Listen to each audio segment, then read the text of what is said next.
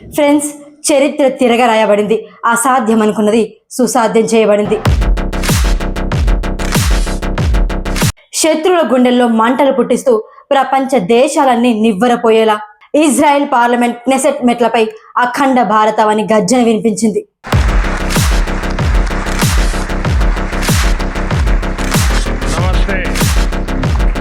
ఒక భారత ప్రధాని ఇజ్రాయెల్ పార్లమెంట్లో ప్రసంగించడం ఇదే మొదటిసారి.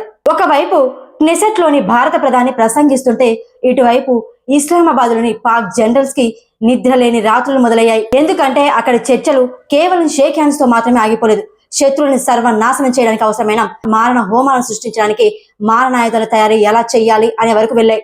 అమెరికా అధ్యక్షుడు ట్రంపే స్వయాన ఒప్పుకున్నాడు పాకిస్తాన్ యొక్క అంతం ఎప్పటికైనా భారతదేశంతోనే ఉంది అని. మరి ఇజ్రాయెల్ గడ్డపై మన ప్రధాని నరేంద్ర మోడీ గారు ఇచ్చిన ఆ ఎగ్జాక్ట్ స్పీచ్ ఏంటి? ప్రాజెక్ట్ కుషా ద్వారా మన భారత్ చుట్టూ ఏర్పడబోతున్న ఆ అజేయమైన రక్షణ కవచం ఏంటి? మోదీ ఇజ్రాయెల్లో ఉండగానే పాకిస్తాన్ ముక్కలవ్వడానికి కౌంట్ డౌన్ ఎందుకు మొదలైంది? ఏ మాత్రం స్కిప్ చేయకుండా ఈ వీడియోని చివరి వరకు చూడండి. మనం ఈ రోజు చూడబోయేది కేవలం వార్తలు కాదు, రేపటి విశ్వగురువు భారత్ సాధించబోయే విజయ గాథ. వెల్కమ్ టు అజేయ భారత్.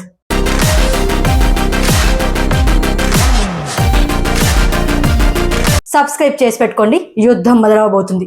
మోదీ ప్రసంగాన్ని షాలోం మరియు నమస్తేతో మొదలుపెట్టారు. షాలోం అంటే ఇజ్రాయెల్ యొక్క అభివాదం. నేనిక్కడ కేవలం భారత ప్రధానిగా మాత్రమే నిలబడట్లేదు, ఒక పురాతన నాగరికత ప్రతినిధిగా, మరో గొప్ప నాగరికతకు 140 కోట్ల భారతీయుల తరపున హృదయపూర్వకంగా స్నేహపూర్వక శుభాకాంక్షలు తెలియజేస్తున్నాను అని అన్నారు. అక్టోబర్ 7న ఇజ్రాయెల్లో జరిగిన దాడులపై కూడా స్పందించారు. అక్టోబర్ 7న హమాస్ జరిపిన కిరాతక ఉగ్రవాదానికి ప్రాణాలు కోల్పోయిన ప్రతి ఒక్క కుటుంబానికి నా ప్రగాఢ సానుభూతి తెలియజేస్తున్నాను. మేము మీ బాధను అనుభవిస్తున్నాం, మీ దుఃఖంలో పాలు పంచుకుంటున్నాం. భారత్ కేవలం ఈ సమయంలో మాత్రమే కాదు, ఎప్పుడు కూడా ఇజ్రాయెల్కి పూర్తి విశ్వాసంతో తోడుగా ఉంటుంది. ఏ కారణం కూడా పౌరుల హత్యని సమర్థించలేదు. ఉగ్రవాదానికి ఎటువంటి సమర్థన ఉండదు. భారత్ కూడా దశాబ్దాలుగా ఉగ్రవాద బాధను అనుభవిస్తుంది. 26/11 ముంబై దాడుల్ని మేము ఎప్పటికీ మర్చిపోలేము. ఆ దాడులో ఇజ్రాయెల్ పౌరులు కూడా ప్రాణాలు కోల్పోయారు. ఇజ్రాయెల్ లాగే భారతదేశం కూడా ఉగ్రవాదుల పట్ల జీరో టాలరెన్స్ విధానాన్ని అనుసరిస్తుంది. ఇందులో ఎటువంటి డబుల్ స్టాండర్డ్స్ ఉండవు, డబుల్ గేమ్స్ ఉండవు. Terror anywhere threatens peace everywhere. ఉగ్రవాదం ఎక్కడైనా జరగనివ్వండి, అది ప్రపంచ శాంతికి ముప్పు అని ఒక పవర్ఫుల్ మెసేజ్ ఇచ్చారు. భారతదేశంలో యూదులు కొన్ని శతాబ్దాలుగా ఎటువంటి భయం లేకుండా, ఎటువంటి వివక్షత లేకుండా జీవిస్తున్నారు. ఇది భారత సంస్కృతిలోని సహనానికి నిదర్శనం. భారత్ అధికారికంగా ఇజ్రాయెల్ ని గుర్తించిన రోజే నేను కూడా జన్మించాను. ఇది కేవలం కాకతాళీయం కాదు, ఒక గొప్ప అనుబంధానికి సూచన. ప్రపంచంలో అనిశ్చితి ఏర్పడ్డ ఈ సమయంలో భారత్ ఇజ్రాయెల్ వంటి బలమైన నమ్మకమైన భాగస్వామ్యుల మధ్య బలమైన రక్షణ వ్యవస్థ కూడా అత్యంత అవసరం. ఇజ్రాయెల్ కొత్త కొత్త ఆవిష్కరణలకి కేంద్రమైతే భారతదేశం ప్రపంచంలోనే అత్యంత వేగంగా ఎదుగుతున్న ఆర్థిక వ్యవస్థ. ఈ రెండు బలమైన శక్తుల కలయిక ప్రపంచ స్థిరత్వానికి తోడ్పడుతుంది. మేము గజశాంతి ఒప్పందానికి మద్దతిస్తున్నాం. చర్చలు, మానవత్వం, ధైర్యంతో కూడిన ఒప్పందాలే, ప్రయత్నాలే ఈ ప్రాంతానికి శాంతిని తీసుకొస్తాయి.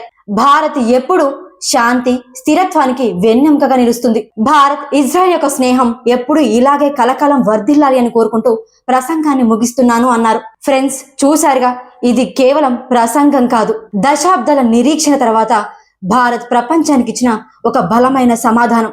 ఒకప్పుడు మన దేశాన్ని సమస్యల నిలయం అని అవహేళన చేసిన దేశాలు ఈ రోజు అదే భారత్ ప్రపంచానికి దిక్సూచిగా మారుతుంటే చూసి ఆశ్చర్యపోతున్నాయి.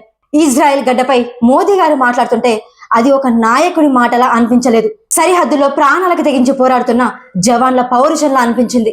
ముంబై దాడుల్లో ప్రాణాలు విడిచిన అమాయకుల ఆత్మఘోషకి ప్రతిధ్వనిలా వినిపించింది. అవును, మనం శాంతిని కోరుకుంటాం, కానీ మన శాంతిని భగ్నం చేయాలని కోరుకునే వారికి శ్మశాన వాటికలు కూడా సిద్ధం చేస్తాం. ఇకనైనా మనలో మనకున్న విభేదాలన్నీ పక్కన పెడదాం. కుల మతాలకి అతీతంగా భారతీయులమందరం ఒక్కటవుదాం. ఎందుకంటే ఈ రోజు ప్రపంచం మనల్ని చూసి భయపడుతుందంటే దానికి కారణం ఈ రోజు మన మధ్య ఉన్న ఐక్యత.